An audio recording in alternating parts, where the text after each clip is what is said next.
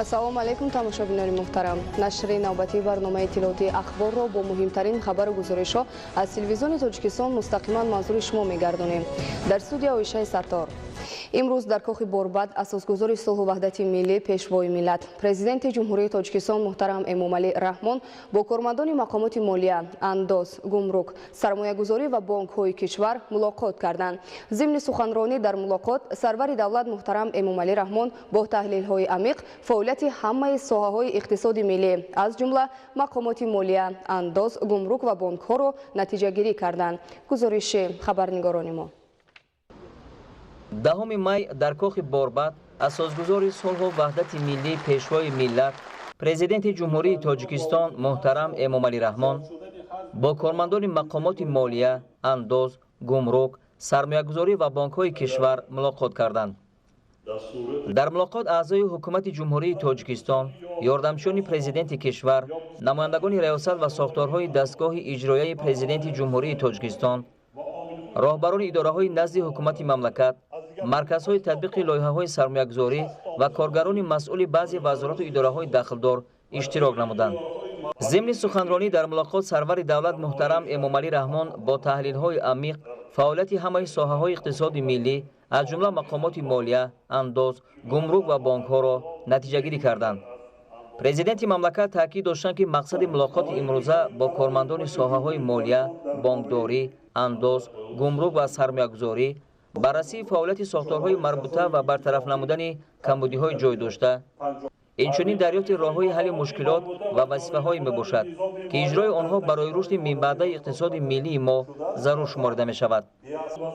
баъди таҳлилу баррасии вазъи соҳаҳо, пешвои миллат муҳтарам Эмомалӣ Раҳмон ба хотири мусоидат кардан ба рушди босуботи кишвар, ислоҳи камбудиҳои соҳаҳо ва дарёфти роҳҳои нави пешрафти бахшҳои иқтисоди миллӣ, оид ба таъмини нақшаи даромади буҷет, ба роҳ мондани низоми нави фаъолият, ҷорӣ кардани технологияи муосир, интихобу ҷобаҷогузории кадрҳои баландихтисоси соҳаҳо, таҳия ва татбиқи қонунҳо ва барномаҳои давлатӣ дар назди ҳукумати кишвар, роҳбарони вазорату идораҳои ҷумҳурӣ супоришҳои мушаххас доданд.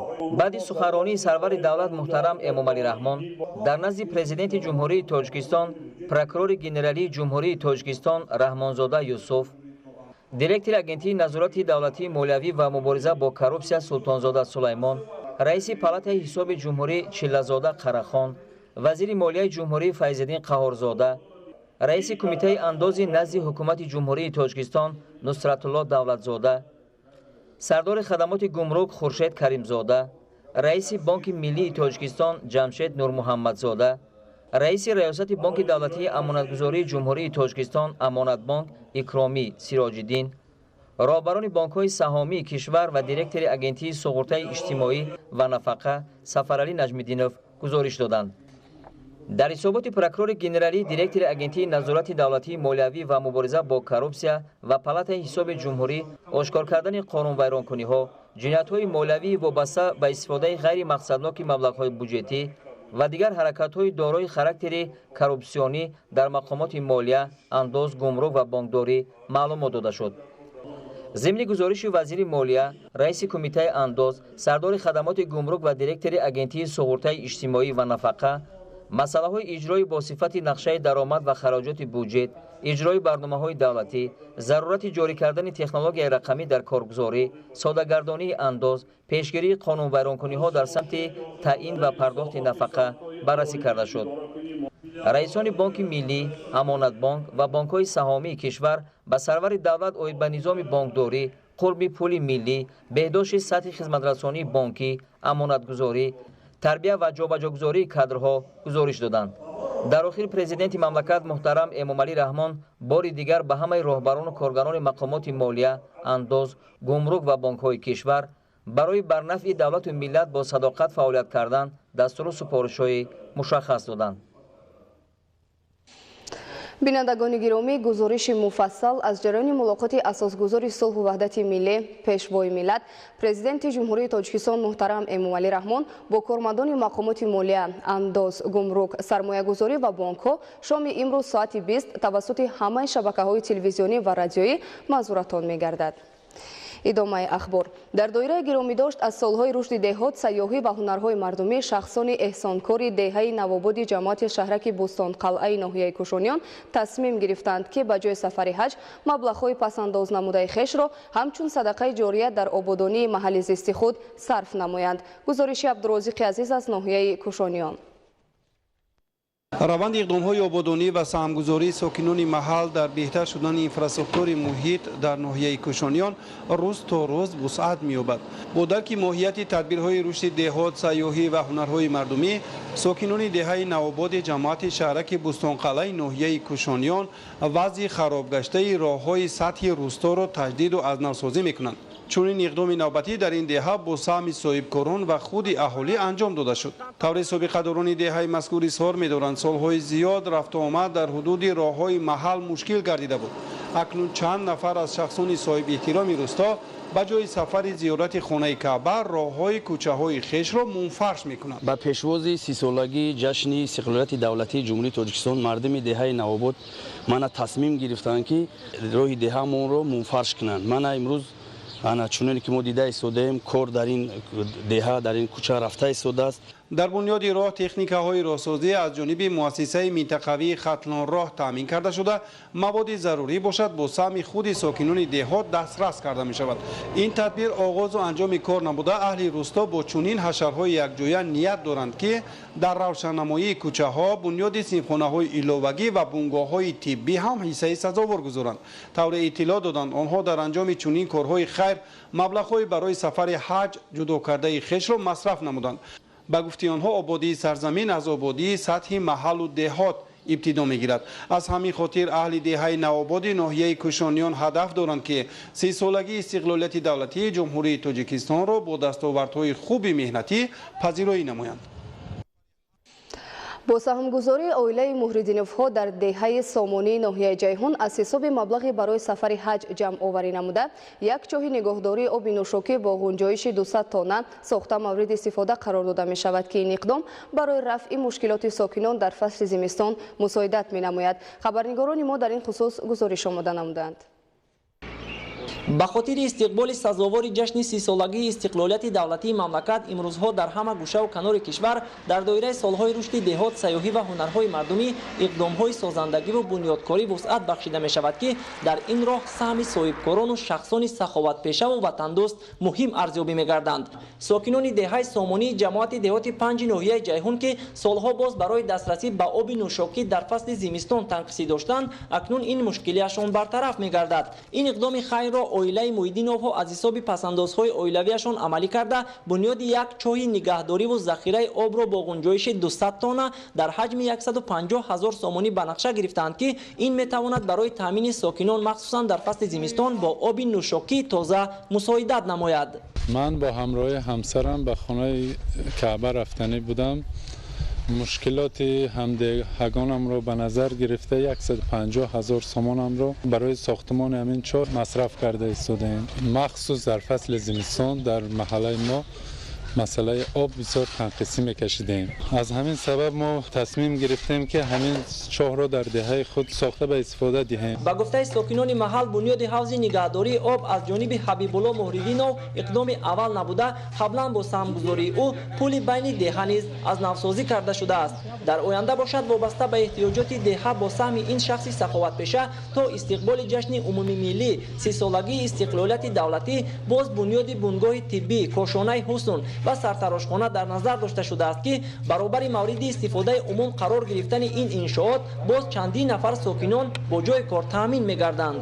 дар оянда бо ният дорем як бунгоҳи тиббӣ, сартарошхона ва кошонаи ҳусн ва ғайраҳо нияти сохта ба истифода додан то 2021.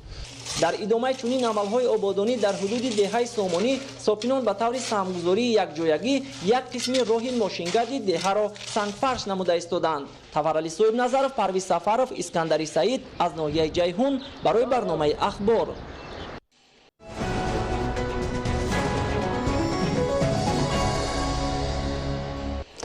идомаи ахбор. Дар ноҳияи Фархор имсол кишоварзон бо назардошти нашъунамои хуби алафҳои табиӣ ва ғалаю дигар зироат нақша доранд ки 56662 тонна хӯроки дурушти чорво ҷамъоварӣ ва захира намоянд. Тибқи нақша бояд барои 2 соли оянда низ ба қадри лозима хӯроки чорво захира карда шавад. идомаи мавзӯъ дар гузориши Сайҷафари Маҳмадалӣ ва Хуршеди Нодирхон.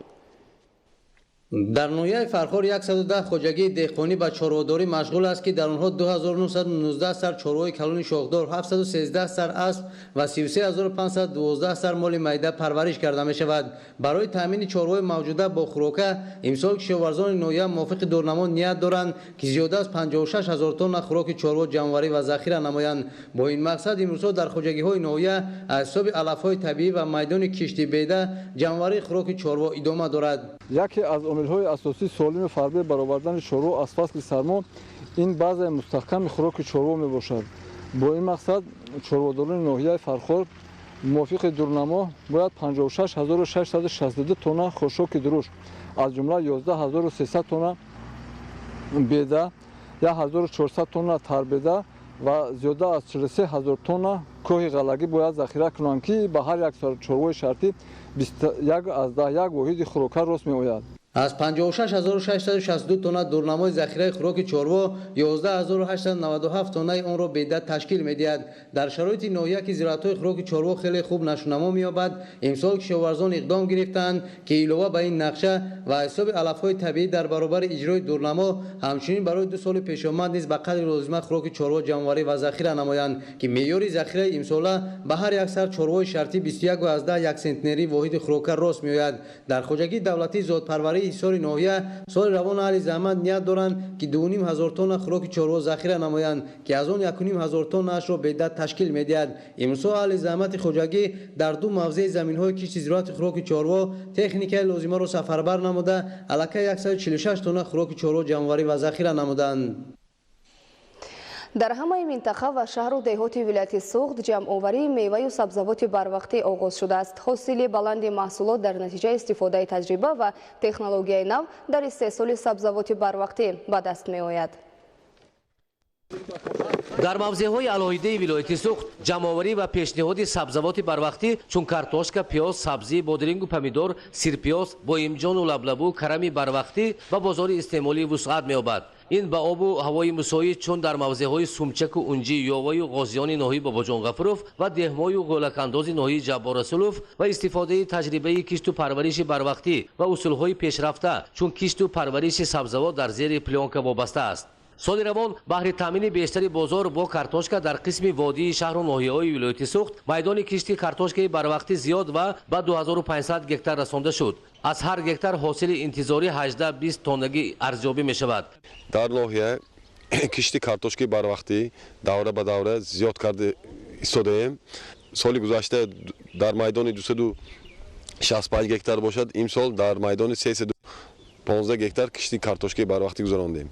کارتوشک پروران ناحیه برای بروقتر تیار کردن کارتوشک بروقتی اصول‌های نو را جاری کرده ایستادند. در ناحیه در برابر کشتی بروقتی اصول پرورش کارتوشک در زیر پلانک جاری کرده می شود. ما 2 سال باز پلانک استفاده برده سادیم برای بروقتن تیار شدن کارتوشک. در تامین بازار استعمالی با دیگر نمودی سبزیجات بروقتی از جمله سبزی، خواجگیداران و سهامداران ناحیه باباجان غفروف سهم اساسی دارند. در منطقه اونجی خواجگی به نام سید خوجا ارون خوجایف حاصل سبزی کشتی زیر پلانک تیار و جمع‌آوری و به بازار پیشنهاد می‌گردد. ما در خواجگی 35 گکتار سبزی بروقتی پرورش نمودیم. ما امکانات داریم که 70 تن سبزی را پیشنهاد نماییم. خواجگیداران ناحیه در کشت و پرورش سبزیجات بروقتی قطعه‌های خرد زمین و زمین‌های بین باغ و تاگزار نو را ثمرناک و عاقلانه استفاده می‌کنند. این عامل درآمدناکی خواجگی‌ها و تامین بیشتری بازار با سبزیجات میباشد. در این دوره اگر قسم حاصل از گرمخانه‌ها با بازار برآورده شود، با استفاده از اقلیم و تجربه و اصول‌های نو قسم حاصل در زمین‌های گشاد رویانده می‌شوند. در این سمت سهامداران خواجگی‌ها و اهالی جماعت دهات دهمای ناحیه جبار رسولوف تجربه شایسته دارند.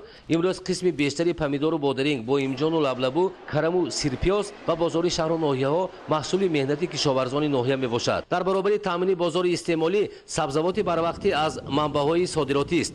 аз стансияи ҷаборасулови роҳи оҳани тоҷикистон танҳо аз ҳисоби ҳосили нав дар 100 қатора беш аз 500 тонна пиёзи барвақтӣ ба Федератсияи Россию Қазоқистон содирот шуда, ҳаҷми фурӯши сабзавоти истеҳсоли худӣ ба бозори берунӣ меафзояд.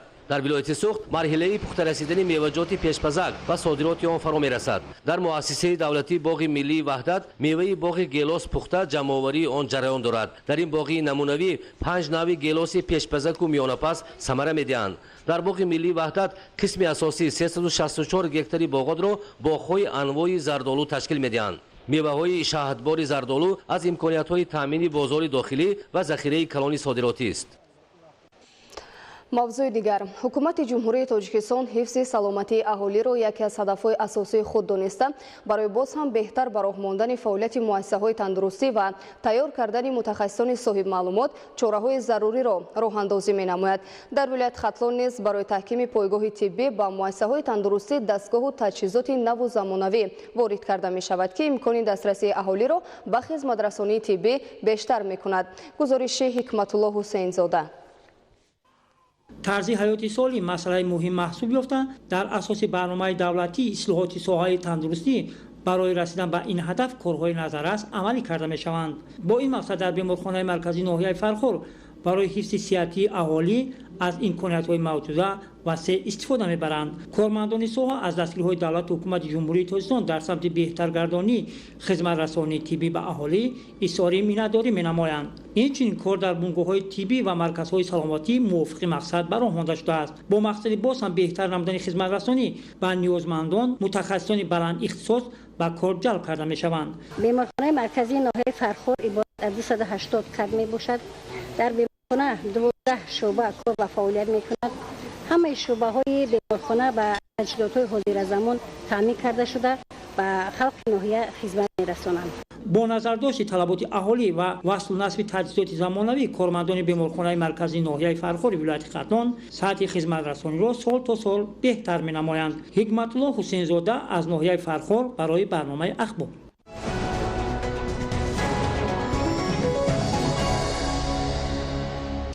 бинандагони гиромӣ, нашри навбатии барномаи иттилоотии ахбор ба анҷом расид. хайр, саломату сарбаланд бошед.